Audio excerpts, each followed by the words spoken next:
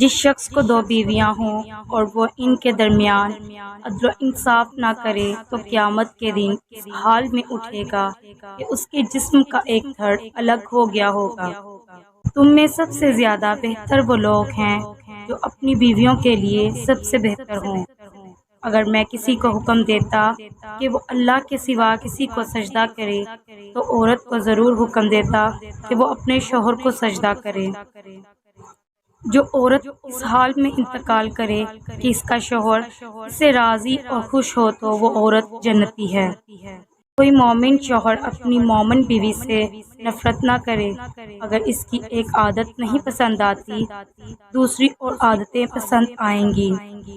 وہ بیوی سب سے بہتر ہے جو اپنے شوہر کو خوش کرے، جبکہ وہ اس کی طرف دیکھے، اطاعت کرے جب وہ اسے حکم دے، اور اپنے مال کے بارے میں کوئی ایسا رویہ نہ اختیار کرے جو شوہر کو ناپسند ہو۔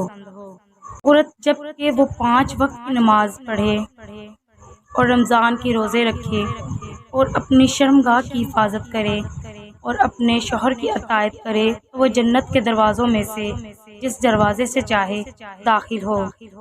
گھر اور مال وہ میراث ہیں جو باپ سے حاصل ہوتی ہے، لیکن دانشمند بیوی نعمت خداوندی ہے۔ حرام کاری کے سوا کسی اور سبب سے اپنی بیویوں کو حتی المکروہ ہرگز طلاق نہ دو۔ ایمان کے بعد نیکی بخت بیوی سے زیادہ کوئی تعجب نہیں۔ اگر غیب دانی کے دعوے کا خیال نہ ہوتا تو میں کہتا کہ 5 اشخاص جنتی ہیں۔ وہ محتاج جو عیال دار مگر صابر ہو، وہ عورت جس کا خاوند اس پر راضی اور خوش ہو، وہ عورت جس نے اپنے شوہر کا حق مہر معاف کر دیا ہو، وہ جس کے والدین اس سے خوش ہوں، وہ جو اپنے گناہوں سے سچی توبہ کرے۔ جس بیوی سے تیرے والدین ناراض ہوں اس کو طلاق دینا خدمت والدین میں داخل ہے۔